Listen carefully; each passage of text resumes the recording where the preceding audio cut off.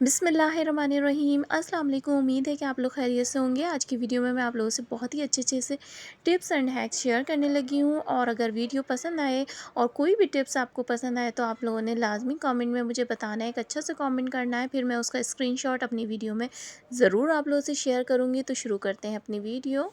Tips number 1 मेरी ये है कि रमज़ानों में माशाल्लाह हर चीज़ में बरकत ही बरकत होती है।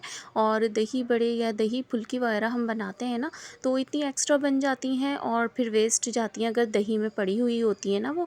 तो करना ये है कि अगर आपके पास एक्स्ट्रा बन गई हैं और आपको आइडिया हो चुका है कि ये एक्स्ट्रा है मेरे पास, तो इसको आप सेव कर सकते हैं कि इस तरह से चाहें तो आप पानी में उसी वक्त डिप करके इसको फ्रीज़र में रख सकते हैं ज़िप लॉक बैग में करके।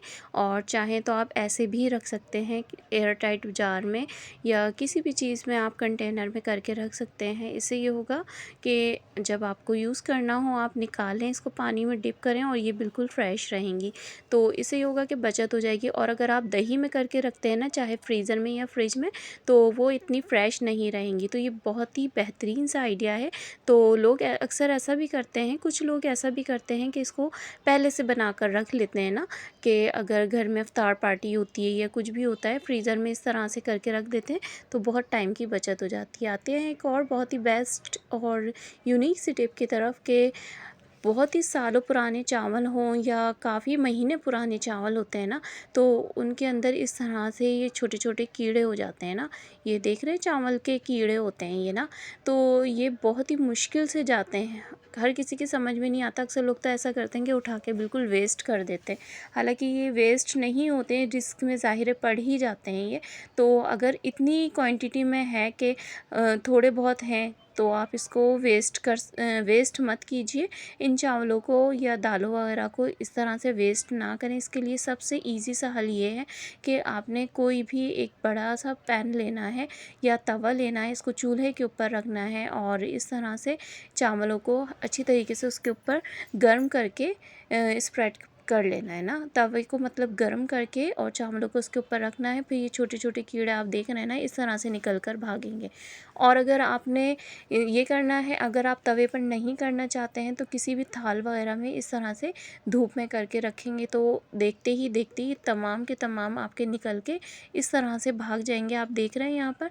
तो इस तरह से ये होगा कि आपके चावल बिल्कुल साफ़ सुथरे हो जाएंगे। यहाँ देखें पूरी की पूरी फौज निकल के भाग चुकी है इसकी, और जो थोड़े बहुत रह जाएंगे या इसके अंदर उन छोटे छोटे बाकी रह जाएंगे और जो हम मर इसे चुके वॉश हैं ना। करते हैं ना चावलों को, तो ये खुद ही ऊपर आ जाते हैं और फिर आप ये फेंक सकते हैं। तो ये एक कोई कॉमन सी चीज़ है, कोई इतनी वैसी चीज़ नहीं है कि इसकी वजह से आप अपने चावल अच्छे खासी महंगे चावल उठाकर इस तरह से वेस्ट कर दें। अब ये जो मेरे पास चावल है तकरीबन 600 से 650 रुपये किलो है पर केजी, तो इनको वेस्ट नहीं करना चाहिए था। मतलब तो आजकल ऐसा हो रहा है ना कि हर चीज़ केमिकल से वॉश होती है, केमिकल डाले जाते हैं। पहले तो चावल वगैरह ऐसे होते थे कि सालों पड़े रहते थे, कि जितने भी पुराने चावल होते थे उतने ही अच्छे होते थे। लेकिन अब है ना, कोई चीज़ रखने के काबिल रही नहीं है। अगर कोई गलती से भी रह जाती है ना किसी कैबिनेट वगैरह में पीछे, तो उसका ये हाल होता है। तो सिंपली आपने ये करना है तरीका जैसे मैंने आपको बताया। तो उम्मीद है कि ये टिप आप लोगों को बहुत पसंद आई होगी। तो आते हैं एक और बेस्ट टिप की तरफ। तो लाइटर वगैरह यहाँ तो मैं असेंबल कर रही हूँ, लेकिन मैं बताना आपको ये चाहती हूँ कि इससे ना बहुत शदीद किस्म का करंट लगता है। ये वाले लाइटर होते हैं ना स्टील वाले, अच्छा गन वाले मेरे पास थे तो उनसे मुझे कभी भी नहीं लगा। तो मुझे ना बहुत ही शदीद करंट लगता है इससे। जब मैं दिमाग कहीं और होता है और काम में कुछ और कर रही होती हूँ ना, मतलब किचन में काम कर रही होती हूँ और दिमाग मेरा कहीं और होता है, टेंशन मेरी कहीं और होती है, कुछ और सोच रहे होते हैं। तो जैसे कि लिड हाथ में होता है स्टील का या कोई भी मेटल की ऐसी चीज़ होती है, और मैंने ये अगर क्लिक कर दिया, गैस आ रही हुई, तो मेरे शदीद किस्म का करंट लग जाता है। शायद आप लोगों के साथ भी ऐसा हुआ हो। तो जब भी यूज़ करें ना, तो मेटल किसी भी चीज़ पे आपका हाथ होना नहीं चाहिए। बहुत ही बेस्ट किस्म का आपको करंट लगता है, मुझे भी बहुत शदीद किस्म का। तो इससे बचें, क्योंकि करंट वही नहीं होता जो इलेक्ट्रिसिटी से लगता है, करंट ये भी बहुत ही तेज़ लगता है, आप पूरा का पूरा हिल जाते हैं। तो उम्मीद है कि ये टिप भी आप लोगों को पसंद आई होगी। और इससे रिलेट करता हुआ एक मैं आप लोगों से अपना एक्सपीरियंस शेयर करती हूँ। जब मैं इसको लेने गई थी ना, कि मैं लेने स्पेशली इसके लिए नहीं गई थी, मैं शॉपिंग करने गई थी बोल्डन मार्केट। तो बोल्डन मार्केट में मुझे ये दिखा, तो मैंने सोचा कि मैंने कभी इसको यूज़ नहीं किया, चलें इस बार मैं ये ट्राई करती हूँ ना।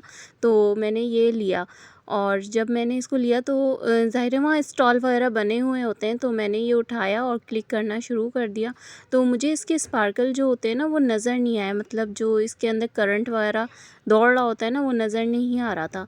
तो मैंने बोला ये तो ख़राब है, उन्होंने बोला नहीं ये सही है। मैंने बोला अच्छा मैं ट्राई करती हूँ। मैंने इस तरीके से हाथ पर अपने क्लिक किया, तो मुझे इतनी ज़ोर से शदीद किस्म का करंट लगा, और धूप थी तो नज़र भी नहीं आ रहा था ना कि इसके अंदर हो रहा है या नहीं, करंट आ रहा है या नहीं, कुछ समझ में ही नहीं आ रहा था। और जब मुझे लगा है ना, तो मुझे इतना गुस्सा आया ना उस पठान के ऊपर, दिल कराए कि बस ठीक ठाक सी चपेड़े लगाऊँ ना उनके। तो खैर बहुत बड़े थे, मैंने कभी भी किसी पर हाथ नहीं उठाया इस तरह से। हाँ, अपने बच्चों को तो ज़ाहिर है हर कोई मारता है, तो और गलती पे ही मारते हैं, इतना थोड़ी मारते हैं, एक हाथ पड़ ही जाता है बच्चों के ऊपर।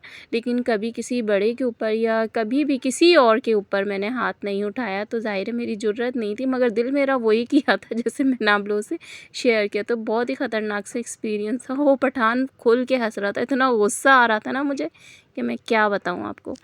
तो ये था मेरा एक्सपीरियंस। तो उम्मीद उम्मीद है कि आप लोगों को भी हँसी आ रही होगी इसको सुनकर। खैर आते हैं अपनी नेक्स्ट टिप की तरफ। तो ये भी बहुत अमेजिंग सी है कि इस तरह के जो बॉक्सेस होते हैं ना आइसक्रीम वगैरह के, जब ये खाली हो जाते हैं तो इसमें हर कोई सुई धागा या जो भी अपने ज़रूरत की चीज़ होती है वो रख लेते हैं।